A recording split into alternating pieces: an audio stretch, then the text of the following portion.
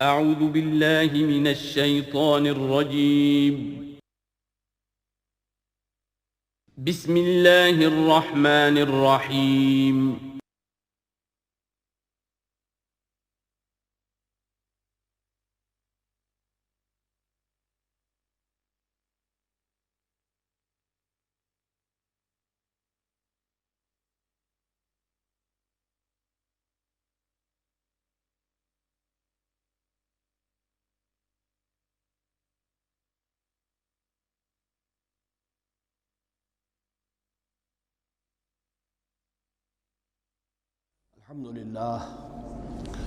الحمد للہ وکفا والصلاة والسلام علی عبادہ الذین اصطفیٰ اما بعد فاعوذ باللہ من الشیطان الرجیم بسم اللہ الرحمن الرحیم وَإِذْ قَالَ رَبُّكَ لِلْمَلَائِكَةِ إِنِّي جَاعِلٌ فِي الْأَرْضِ خَلِيفَةً قالوا وتجعل فيها من يفسد فيها ويسفك الدماء ونحن نسبح بحمدك ونقدس لك قال إني أعلم ما لا تعلمون صدق الله العظيم رب اشرح لي صدري ويسر لي أمري واحلل عقدة من لساني يفقهوا قولي۔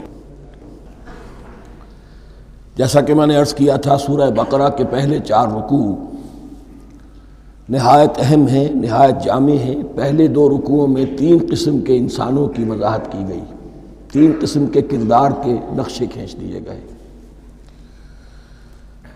تیسرے رکوع میں قرآن مجید کی دعوت کا خلاصہ آ گیا، توحید فی العقیدہ، توحید فی العمل، یعنی عبادت اللہ کی، ایمان بالرسالت، قرآن مجید کو منزل من اللہ کلام ماننا۔ اس میں اگر شک ہے تو جو بھی چیلنج تھا، اگر واقعتاً تمہیں شک ہے، حقیقت میں شک نہیں ہے، لیکن جیسا کہ تم کہہ رہے ہو کہ تمہیں شک ہے تو کوشش کرو اس کے مقابلے کی ایک صورت بنا لاؤ۔ پھر آخرت، جنت اور دوزخ، ان دونوں کا تذکرہ ہو گیا۔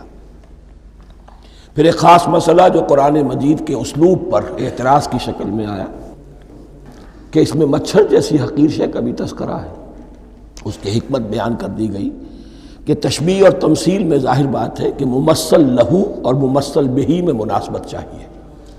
جس چیز کے لیے تمثیل بیان کی جا رہی ہے، جس شے سے تمثیل بیان کی جا رہی ہے، ان میں مناسبت ہونی چاہیے، اس میں عظیم یا حقیر کا کوئی سوال نہیں۔ پھر یہ بات کہ جن لوگوں کے دلوں میں زیغ ہے، کجی ہے، وہ اس قرآن سے بھی ان کی ضلالت میں، گمراہی میں اضافہ ہوگا۔ جو لوگ طالب حق ہیں ان کو یہ قرآن مجید ہدایت دے گا، اور کن کو اللہ گمراہ کرتا ہے؟ جو سرکش ہے، جو نمبر 1 اللہ سے جو عہد کر کے دنیا میں آئے تھے اس کی خلاف ورزی کر رہے ہیں، اور صلہ رحمی کے بجائے قطع رحمی کرتے ہیں۔ اس کے بعد ایک بہت اہم فلسفیانہ بات آ گئی، اور اسی کے ضمن میں میں نے اصل میں یہ ساری بات دہرائی ہے۔ میں نے کہا تھا کہ یہ بات واضح ہوگی آگے جا کر سورہ غافر میں۔ پھر ذہن میں لائیے کہ جب یہ صورت نازل ہوئی ہے، سورہ غافر نازل ہو چکی تھی، لہذا یہاں اجمالی تذکرہ ہے، وہاں تفصیلی تذکرہ ہے۔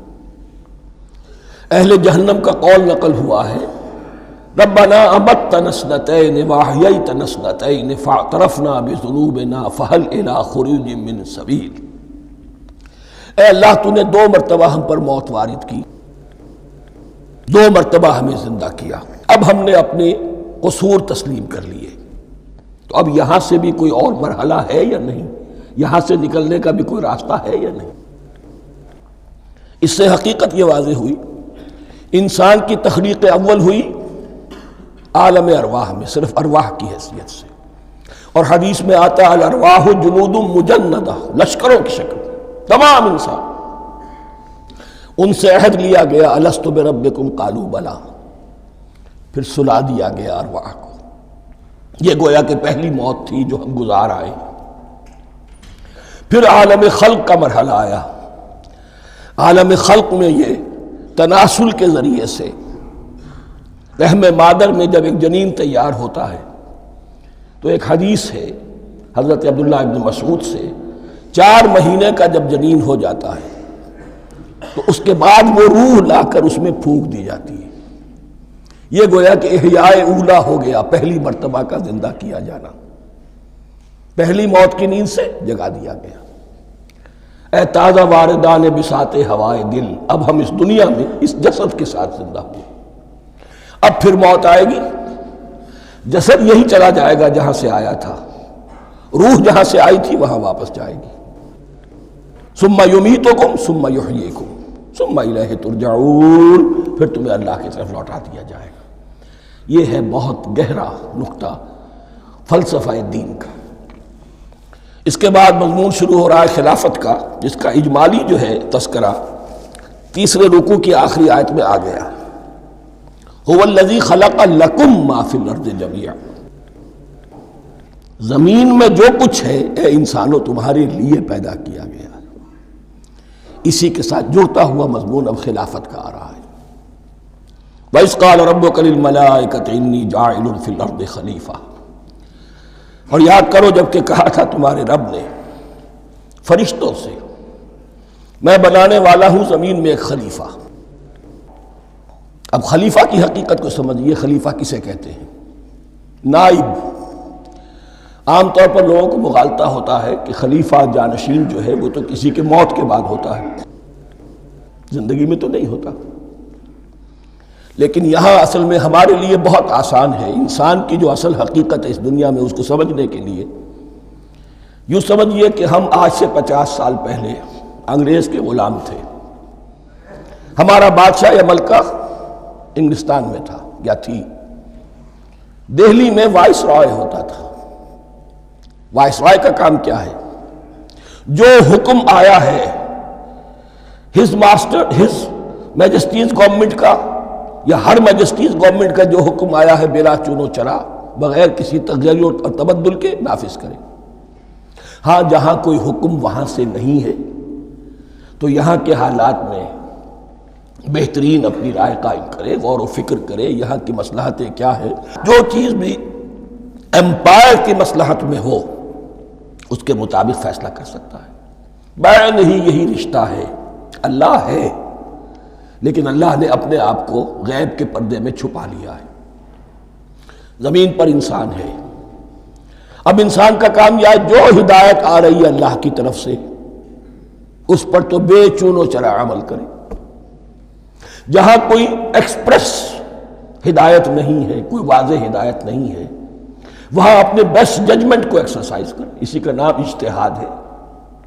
غور و فکر کرے، سوچے، اور جو بات روح دین کے زیادہ سے زیادہ مطابقت رکھنے والی ہو اس کو اختیار کر لے. بین ہی یہی رشتہ ہے در حقیقت رشتہ خلافت کہ جو اللہ اور انسان کے مابین ہے. اب یہ جو دی گئی ہے یہ حیثیت تمام انسانوں کو دی گئی ہے. پوٹینشلی ہر انسان اللہ کا خلیفہ ہے. لیکن جو اللہ کا باغی ہو جائے، جو خود حاکمیت کا مدعی ہو گیا، گویا کہ وہ باغی ہے. اب اگر شاہ جہان بادشاہ تھا، اس کا کوئی ولی عہد تھا، اور ولی عہد جو ہے صبر نہیں کر سکتا، اپنے باپ کی زندگی ہی میں بغاوت کر دیتا ہے، حکومت حاصل کرنا چاہتا ہے، تو اب وہ کیا ہے؟ واجب القتل ہے. جو لوگ بھی حاکمیت کے مدعی ہو گئے ویسے تو حقیقت واجب القتل ہے، لیکن دنیا میں مہلت دی ہے اللہ نے.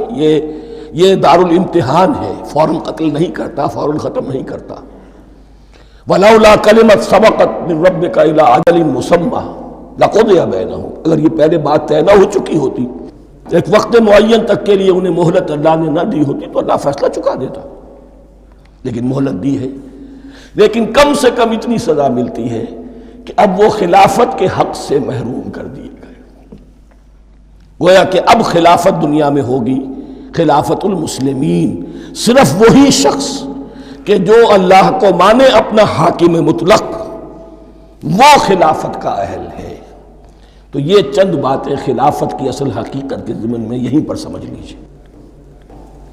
وَإِذْ قَالَ رَبُّكَ لِلْمَلَائِكَةِ إِنِّي جَاعِلٌ فِي الْأَرْضِ خَلِيفَةً قَالُوا وَتَجْعَلُ فِيهَا مَن يُفْسِدُ فِيهَا وَيَسْفِكُ الدِّمَاءَ وَنَحْنُ نُسَبِّحُ بِحَمْدِكَ وَنُقَدِّسُ لَكَ.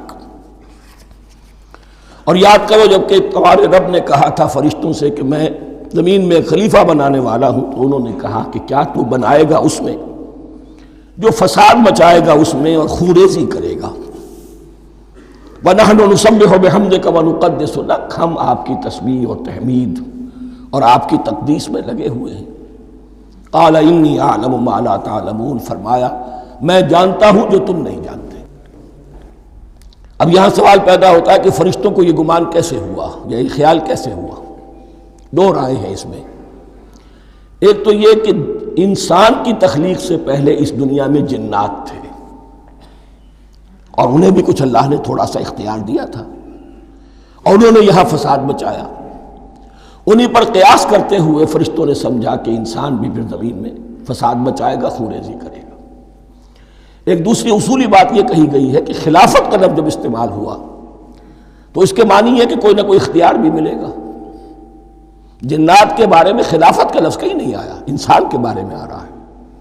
خلیفہ بالکل بے اختیار نہیں ہوتا، جیسا کہ میں نے عرض کیا، جہاں واضح حکم ہے تو اس کی تو تنفیذ، یہاں نہیں ہے وہاں اپنی رائے سے جتنا بھی بہتر سے بہتر سوچ سکتا ہو انسان رائے قائم کرے۔ یہ اختیار جو ہے، ظاہر بات ہے جہاں اختیار ہوگا صحیح استعمال ہونے کا بھی امکان ہے، غلط استعمال ہونے کا بھی امکان ہے۔ اختیار تو بلکہ یہ کہ آپ کا پولیٹیکل سائنس کا تو ایکسیم یہ ہے، authority turns to corrupt and absolute authority corrupts absolutely۔ تو ٹینڈنسی کرپشن کی ہوتی ہے اختیار کے اندر۔ اس بنا پر انہوں نے قیاس کیا کہ اس میں فساد ہوگا، خوریزی ہوگی۔ اللہ تعالیٰ نے فرمایا اپنی حکمتوں سے میں خود واقف ہوں، میں کیوں بنا رہا ہوں یہ میں جانتا ہوں، تم نہیں جانتے۔ وَعَلَّمَ آدَمَ الْأَسْمَاءَ كُلَّهَا، اور اللہ نے سکھا دیے آدم کو تمام کے تمام نام۔ اب اس میں بھی ایک رائے تو یہ ہے، بلکہ اس میں تقریباً اجماع ہے مفسرین کا، کہ اس سے مراد ہے تمام اشیاء کے نام، اور تمام اشیاء کے نام سے مراد ہے ان کی حقیقت کا علم۔ ہیومن نالج جو ہے، اگر آپ اس کا تجزیہ کریں گے تو وہ یہی ہے کہ انسان ایک چیز کو پہچانتا ہے، پھر اس کے لیے ایک نام رکھتا ہے یا کوئی ٹرم اس کے لیے قائم کرتا ہے۔ اس نام یا ٹرم اور اس کے حوالے سے، اصطلاح کے حوالے سے بہت سے حقائق کو اپنے ذہن کے اندر محفوظ کرتا ہے۔ تو گویا کہ ان علمہ آدم الاسماء کلہا، تمام نام سکھا دیے کل مادی کائنات کے اندر جو کچھ وجود میں آنے والا تھا، ان سب کی حقیقت سے پوٹینشلی حضرت آدم کو آگاہ کر دیا۔ یہ پوٹینشل علم ہے، ہیومن نالج، جو ایکوائرڈ نالج ہے، جو انسان کو سمع اور بصر اور اپنے اس دماغ کے کمپیوٹر کے ذریعے سے حاصل ہوتا ہے۔ ایک ہے ریویلڈ نالج جو اللہ وحی کے ذریعے سے بھیجتا ہے، ایک ہے ایکوائرڈ نالج، انسان خود علم حاصل کرتا ہے۔ اس نے آنکھوں سے دیکھا، کان سے سنا، نتیجہ نکالا، اور اس کمپیوٹر نے اس کو پروسیس کیا، اس نتیجے کو کہیں میموری کے اندر سٹور کر لیا۔ یہ کمپیوٹر ہے بہت بڑا۔ پھر کچھ اور دیکھا، کچھ اور سنا، کچھ چھو کر معلوم ہوا، کچھ چکھ کر معلوم ہوا، کچھ سونگھ کر معلوم ہوا، کوئی اور نتیجہ نکلا، اسے وہ پاسٹ میموری کے ساتھ اس کو ٹیلی کیا اور نتیجہ نکالا۔ اس طرح رفتہ رفتہ ان السمع والبصر والفؤاد کل اولئک کان عنہ مسئولا، یہ ایکوائرڈ نالج تین چیزوں سے انسان کو حاصل ہو رہا ہے، سماعت، بصارت اور یہ عقل، جو فائدہ اخذ کرتی ہے، جو اس کو پروسیس کرتی ہے، اس تمام جو سینس ڈیٹا اس کو مہیا ہوتا ہے سینس آرگنز کے ذریعے سے۔ یہ علم ہے جو پوٹینشلی حضرت آدم کو دے دیا گیا۔ اس کی ایکسفولیشن ہو رہی ہے، اب درجہ بدرجہ وہ علم پھیل رہا ہے، بڑھ رہا ہے، اور بڑھتے بڑھتے کہاں تک پہنچے گا ہم کچھ نہیں کہہ سکتے۔ کہاں سے کہاں پہنچ گیا انسان۔ اس نصف صدی کے اندر علم انسانی میں جو ایکسپلوژن ہوا ہے، میں اور آپ اس کا تصور تک نہیں کر سکتے۔ اکثر بڑے بڑے جو سائنسدان ہیں انہیں تصور نہیں ہے، اس لیے کہ ایک شخص اپنی لائن فزکس کے بارے میں جانتا ہے کیا کچھ ہو گیا، یا فزکس کی بھی کسی شاخ کے بارے میں جانتا ہے، باقی دوسری جو لائن ہے اسے کچھ پتہ نہیں۔ اسپیشلائزیشن کا دور ہے، لہذا جو ایکسپلوژن کہا جائے، دھماکہ ہوا ہے علم کا، اس کا کوئی اندازہ نہیں ہے ہمارے۔ اور کس تیزی کے ساتھ وہ چیز آگے بڑھ رہی ہے، کس تیزی کے ساتھ ایک چیز آج جو ایجاد ہوئی چند دنوں کے اندر اندر اس کے بعد اس کا نیا کوئی ورشن آ جاتا ہے اور یہ چیز جو ہے آبسولیٹ ہو جاتی ہے۔ کمیونیکیشن کے اندر جو انقلاب عظیم برپا ہوا ہے، تو آپ یہ سمجھیے کہ اقبال نے جو شعر کبھی کہا تھا کہ عروج آدم خاکی سے انجم سہمے جاتے ہیں کہ یہ ٹوٹا ہوا تارا مہ کامل نہ بن جائے، اور یہ مہ کامل بنے گا کب؟ جب دجال کی شکل اختیار کرے گا۔ دجال کون ہوگا؟ جو ان تمام قواعد طبیعہ کے اوپر قابو پا لے گا، جب چاہے گا جہاں چاہے گا بارش برسائے گا، رزق کے تمام خزانے اپنے ہاتھ میں لے لے گا، جو اس کے اوپر ایمان لائے گا اسی کو ملے گا، کسی اور کو نہیں ملے گا، اس کی آواز پوری دنیا میں سنائی دے گی، وہ چند دنوں کے اندر پوری دنیا کا چکر لگا لے گا۔ یہ ساری چیزیں جو حدیث میں دجال کے بارے میں آئی ہیں وہی اسی علم آدم ایکوائرڈ نالج کے اس حد کو پہنچ جانا کہ وہ ٹوٹل مسٹریز نیچر کی جو ہے وہ اس پر منکشف ہو جائے اور ان قواعد طبیعہ کو وہ ہارنس کر لے، قابو میں لے آئے اور انہیں استعمال کرے۔ کبھی جب ہمارے کسی بہت 200-300ویں کوئی پیڑھی میں کوئی ہمارے جد امجد ہوں گے جنہوں نے کوئی چٹان دیکھی کہ گری، پتھر پر پتھر ٹکرایا تو آگ اس میں سے شعلہ نکلا، اس کا یہ مشاہدہ کافی ہو گیا آگ پیدا کرنے کے لیے۔ پتھروں کو ٹکراؤ آگ پیدا کر لو، یہ اس دور کی سب سے بڑی ایجاد تھی، آگ، انرجی۔ اب وہ انرجی کہاں سے کہاں پہنچی، وہ آگ نے بھاپ کی شکل اختیار کی، پھر ہم نے بجلی ایجاد کی، اور کب کیا ہے ایٹمک انرجی ہے اور نہ معلوم کیا کیا ہے، واللہ اعلم۔ ان تمام چیزوں کا تعلق ہے خلافت ارضی کے ساتھ، لہذا فرشتوں کو جو بتایا گیا وہ یہ ہے کہ آدم کو علم بھی دیا جا رہا ہے، صرف اختیار ہی نہیں دیا جا رہا، علم دیا جا رہا ہے۔ وَعَلَّمَ آدَمَ الْأَسْمَاءَ كُلَّهَا ثُمَّ عَرَضَهُمْ عَلَى الْمَلَائِكَةِ، پھر ان تمام اشیاء کو پیش کیا فرشتوں کے سامنے۔ فَقَالَ أَنبِئُونِي بِأَسْمَاءِ هَؤُلَاءِ، اور فرمایا کہ مجھے بتاؤ ان چیزوں کے نام، ان کنتم صادقین، اگر تم سچے ہو۔ قالوا سبحانک لا علم لنا الا ما علمتنا، انہوں نے کہا پروردگار تو پاک ہے ہر نقص سے، ہر عیب سے، ہر ضعف سے، ہر احتیاج سے، مبرہ ہے، منزہ ہے، اعلیٰ ہے، ارفع ہے۔ لا علم لنا الا ما علمتنا، ہمیں کوئی علم حاصل نہیں سوائے اس کے جو تو نے ہمیں سکھا دیا ہے۔ اس کی تعبیر یہی بہتر معلوم ہوتی ہے کہ ملائکہ کی حیثیت در حقیقت اس کائناتی جو حکومت ہے اللہ کی، آفاقی حکومت، اس کے کارندوں کی ہے، یہ اس کے سول سرونٹس ہیں، تو ہر ایک کو صرف اس کے شعبے کے متعلق علم دیا گیا ہے، علم جامع نہیں ہے، تمام چیزوں کا علم یہ معلوم کرنے کی استعداد ان کے پاس نہیں ہے۔ کوئی فرشتہ فرض کیجئے بارش کے اوپر مامور ہے، کوئی پہاڑوں پر مامور ہے، جس کا ذکر سیرت میں آتا ہے کہ جب طائف میں حضور پر پتھراؤ ہوا ہے تو اس کے بعد ایک فرشتہ حاضر ہوا ہے کہ میں ملک الجبال ہوں، اللہ نے مجھے پہاڑوں پر مامور کیا ہوا ہے، آپ اگر فرمائیں تو جن لوگوں نے آپ کو ستایا ہے، یہ جو طائف جن دو پہاڑوں کے درمیان یہ وادی ہے، ان کو آپس میں ٹکرا دوں کہ یہ پس کر اور سرما بن جائے۔ آپ نے فرمایا نہیں، کیا عجب، اللہ تعالیٰ ان کی اگلی نسلوں کو ہدایت دے دے۔ تو فرشتے ہیں، کوئی پہاڑوں پر مامور ہے، کوئی کسی خدمت پر مامور ہے، ان کو علم دیا گیا ہے صرف انہی کی اپنی جو بھی فرائض منصبی ہیں ان کے شعبے سے متعلق، کل نہیں۔ جامعیت جو ہے علم کی وہ ہے کہ جو حضرت آدم علیہ السلام کو پوٹینشلی دے دی گئی اور جو اب بڑھتے بڑھتے ایک بہت تراور درخت بن چکا۔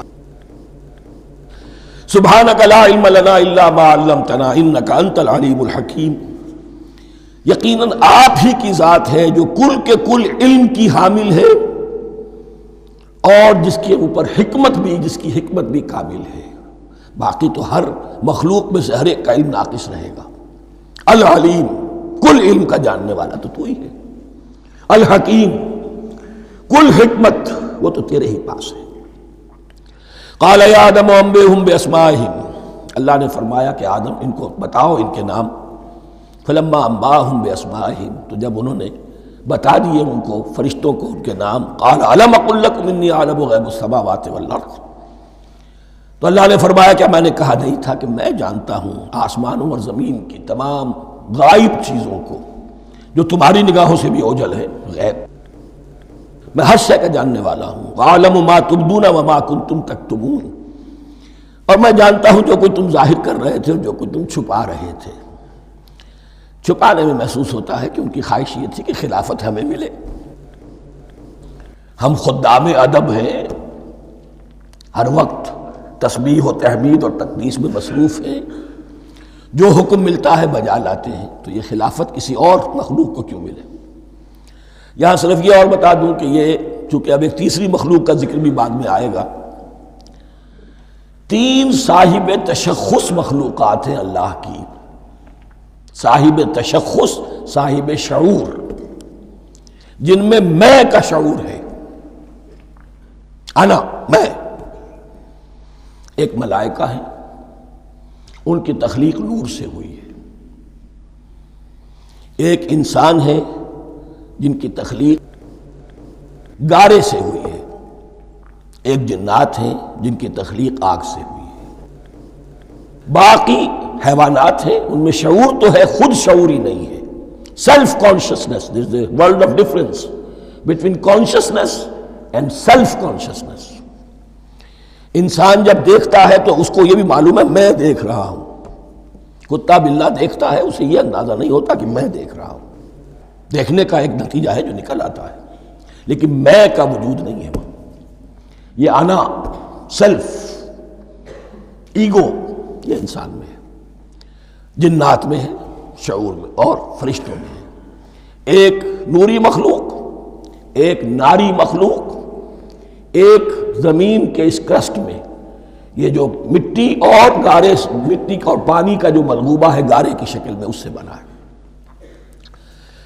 قال يا آدم انبئهم بأسمائهم فلما انبأهم بأسمائهم قال ألم أقل لكم إني أعلم غيب السماوات والأرض وأعلم ما تبدون وما كنتم تكتمون وإذ قلنا للملائكة اسجدوا لآدم فسجدوا إلا إبليس.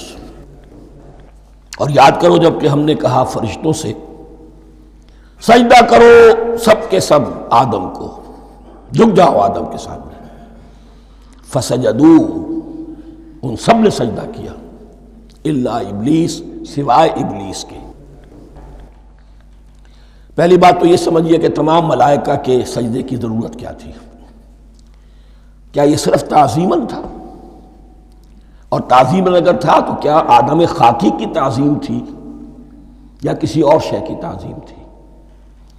مکی صورتوں میں یہ بات 2 جگہ واضح کی گئی ہے. فَإِذَا سَوَّيْتُهُ وَنَفَخْتُ فِيهِ مِن رُوحِي فَقَعُوا لَهُ سَاجِدِينَ. جب میں اس آدم کی تخلیق مکمل کر لوں اور اس میں اپنی روح میں سے پھونک دوں تب گر پڑنا اس کے سامنے سجدے میں. تعظیم اگر ہے تو آدم خاکی کی نہیں ہے، اس کے اندر جو ڈیوائن ایلیمنٹ ہے، جو ڈیوائن سپارک ہے، جو روح ربانی ہے، میری روح، اس کی ہے. اور نمبر 2، اس کی حکمت کیا ہے، علت کیا ہے، غرض و غایت کیا ہے؟ جیسا کہ میں نے عرض کیا، اس کائنات کی اس حکومت کے کارندے تو وہ ہیں. خلیفہ بنایا جا رہا انسان کو، جب تک یہ ساری سول سروس اس کے تابع نہ ہو خلافت کیسے کرے گا؟ دیکھیے میں جانا چاہتا ہوں، چوری کرنے کے لیے جانا چاہتا ہوں، راستے میں کتنے فیکٹرز ہوں گے، کتنے فزیکل فینومینا ہوں گے. میں چلنا چاہتا ہوں، میں زمین کو دھکیلتا ہوں، زمین مجھے دھکیلتی ہے، زمین مجھے نہ دھکیلے تو میں کیسے چلوں گا؟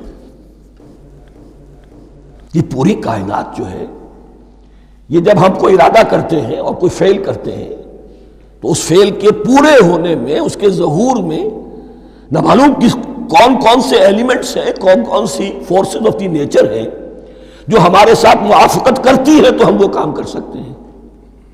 اور ان سب پر فرشتے مامور ہیں، ہر ایک کی اپنی ڈومین ہے. اگر وہ تابع نہ ہوں تو خلافت کی کوئی معنی نہیں.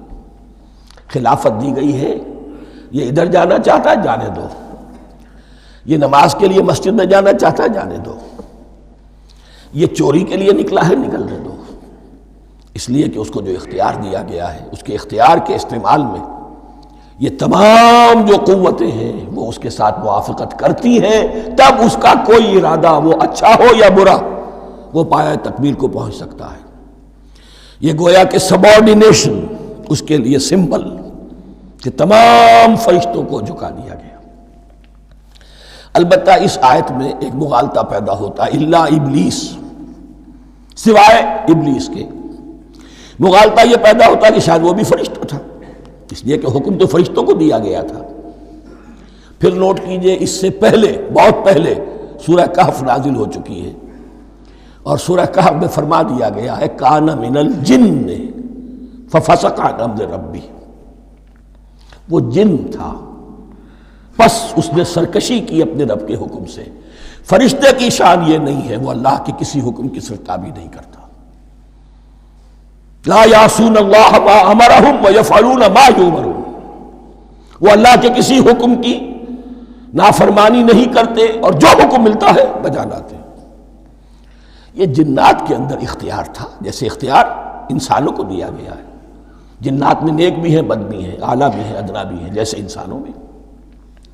لیکن یہ عزازیل جو جن تھا، علم اور عبادت دونوں کے اعتبار سے بہت بلند ہو گیا تھا، اور یہ فرشتوں کا یوں سمجھیے کہ ہم نشین، فرشتوں کے ساتھ اس طور سے شامل، جیسے بہت سے انسان بھی اگر اپنی بندگی میں، زہد میں، عبادت میں، نیکی میں ترقی کریں تو ان کا ملأ اعلیٰ کے ساتھ، عالم ارواح کے ساتھ، عالم ملائکہ کے ساتھ ایک رابطہ قائم ہوتا ہے۔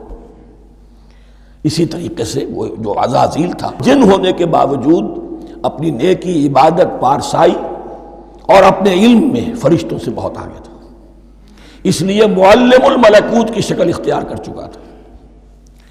اس کو اپنی زوم تھا، یہ بات جیسا کہ میں نے عرض کیا 7 مرتبہ قرآن میں یہ بات آئی ہے، قصہ ابلیس و آدم، کہ فرشتوں کو حکم ہوا کہ سجدہ کرو، سب جھک گئے، ابلیس نے سجدے سے انکار کر دیا 7 مرتبہ۔ یہ 7ویں مرتبہ ہے جو ہم پڑھ رہے ہیں، مصحف میں پہلی مرتبہ آ رہا ہے، ترتیب نزول میں 7ویں مرتبہ آ رہا ہے۔ یہ آدم و ابلیس کا قصہ اس سے آگے سورہ اعراف میں آئے گا، پھر سورہ ہجر میں آئے گا، سورہ بنی اسرائیل میں آئے گا، سورہ کہف میں آئے گا، سورہ طٰہٰ میں آئے گا، سورہ صاد میں آئے گا، 6 مرتبہ مکی قرآن میں، 1 مرتبہ یہاں۔ تو یہاں اشارہ نہیں کیا، اس لیے مغالطہ ہو سکتا ہے، لیکن یہ کہ سورہ کہف میں آپ کو بتا چکا ہوں کان من الجن ففسق عن امر ربی، اس نے اپنے رب کے حکم سے سرتابی۔ ابلیس اس کا صفاتی نام ہے اب، اس لیے کہ ابلس یبلسو کے معنی ہوتے ہیں مایوس ہو جانا۔ یہ اللہ کی رحمت سے بالکل مایوس ہے، اور مایوس جو ہو جائے وہ شیطان ہو جاتا ہے۔ اب میرا تو چھٹکارا نہیں ہے، جتنوں کو برباد کر سکوں کروں، میری تو عاقبت خراب ہو چکی ہے، جتنوں کو اپنے ساتھ، ہم تو ڈوبے ہیں سنم، تم کو بھی لے ڈوبیں گے۔ اب وہ شیطان اس معنی میں کہ انسان کی عداوت اس کی گھٹی میں پڑ گئی، اس نے اللہ سے پھر اجازت بھی لی کہ مجھے مہلت دے دے، یوم یبعثون، قیامت تک کے دن کے لیے، تو میں ثابت کر دوں گا کہ یہ آدم اس رتبے کا حقدار نہ تھا، مستحق نہ تھا جو اسے دیا گیا۔ انا خیر منہ، میں اس سے بہتر ہوں۔ خلقتنی من نار وخلقتہ من طین، تو نے مجھے آگ سے بنایا، اسے گارے سے بنایا۔ لیکن یہ تکبر ہے در حقیقت کہ جس نے اسے راندہ درگاہ حق کر دیا۔ وَإِذْ قُلْنَا لِلْمَلَائِكَةِ اسْجُدُوا لِآدَمَ فَسَجَدُوا إِلَّا إِبْلِيسَ أَبَىٰ وَاسْتَكْبَرَ، ابا اس نے انکار کیا، واستکبر اور تکبر کیا، استکبار کیا، وَكَانَ مِنَ الْكَافِرِينَ۔ کانا عربی زبان میں 2 طرح کا ہوتا ہے، تامہ، ناقصہ۔ ایک معنی یہ ہو سکتے ہیں کہ ہو گیا، اب اپنے اس استکبار اور انکار کی وجہ سے کانا من الکافرین، وہ کافروں میں سے ہو گیا۔ ایک کانا تامہ ہوتا تھا ہی کافروں میں سے، یعنی اس کے اندر سرکشی چھپی ہوئی تھی، اب ظاہر ہو گئی۔ یہ معاملہ ہوتا ہے، کسی شخص کی بدنیتی اس کے اوپر پردے پڑے رہتے ہیں نیکی کے، زہد کے، کسی خاص وقت میں آ کر وہ ننگا ہو جاتا ہے، اور جو اس کے اندر تھا اصل، اس کی حقیقت، وہ سامنے آ جاتی ہے۔ اس کا امکان ہے، تو دونوں معنی اس کے ہو سکتے ہیں۔ وَقُلْنَا يَا آدَمُ اسْكُنْ أَنْتَ وَزَوْجُكَ الْجَنَّةَ، اور ہم نے کہا کہ اے آدم، رہو تم اور تمہاری بیوی جنت میں۔ اب یہ جنت کون سی ہے؟ اکثر حضرات کے نام کر کے نزدیک یہ جنت کہیں آسمان ہی میں تھی، آسمان ہی میں حضرت آدم کی تخلیق ہوئی۔ البتہ یہ سب مانتے ہیں کہ ایک وہ جنت الفردوس جو ہے جس میں جانے کے بعد پھر واپس نکلنے کا کوئی امکان نہیں، یہ وہ جنت نہیں ہے جس میں کہ آخرت میں لوگوں کو جا کر داخل ہونا ہے، اس میں داخل ہونے والے کے نکلنے کا کوئی امکان نہیں۔ ایک رائے یہ بھی ہے، میرا رجحان اس رائے کی طرف ہے، تخلیق آدم اسی زمین پر ہوئی ہے۔ وہ جن مراحل سے گزری ہے تخلیق، وہ ایک علیحدہ مسئلہ ہے۔ بائیولوجی اور وحی دونوں اس پر متفق ہیں کہ مٹی سے، کرسٹ آف دی ارتھ سے انسان بنا ہے، اس پر اتفاق ہے، قرآن کا بھی اور بائیولوجی کا بھی، جدید علم الحیوانات کا بھی، علم الحیات کا۔ سٹیجز کیا ہیں اس میں اختلاف ہو سکتا ہے، اس کو چھوڑ دیجئے، وہ اس وقت کا بحث نہیں۔ یہی کسی اونچے مقام پر کوئی سرسبز و شاداب علاقہ تھا جہاں حضرت آدم کو رکھا گیا، جہاں ہر طرح کے میوے تھے، ہر شے، لا تظمأ فیہا ولا تضحیٰ، نہ اس میں بھوک لگے گی، نہ دھوپ تمہیں ستائے گی، ہر طرح کی چیز تمہیں فراہم ہے۔ وہاں رکھے گئے ہیں صرف ایک ڈیمانسٹریشن کے لیے کہ انہیں نظر آ جائے کہ شیطان میرا دشمن ہے، وہ مجھے ورغلائے گا، طرح طرح سے میرے اندر وسوسہ اندازی کرے گا، میرے اور میری اولاد کے، صرف ایک ڈیمانسٹریشن۔ اس کی مثال یوں سمجھیے کہ سلیکشن تو ہو گیا، سی ایس پی گریڈ میں کوئی شخص آ گیا ہے، لیکن اب وہ سول سروس اکیڈمی میں رکھا جا رہا ہے۔ تو یہ کوئی اکیڈمی ہو سکتا ہے اسی زمین پر ہو، صرف بتانا یہ تھا کہ تمہیں معلوم ہو جائے کہ یہ شیطان تمہارا دشمن ہے۔ اس لیے کہ اس میں جو ایک لفظ حبوط کا آ رہا ہے، وہ حبوط صرف ایک ہی معنی میں نہیں ہوتا، دوسری معنی میں بھی ہے۔ واللہ اعلم۔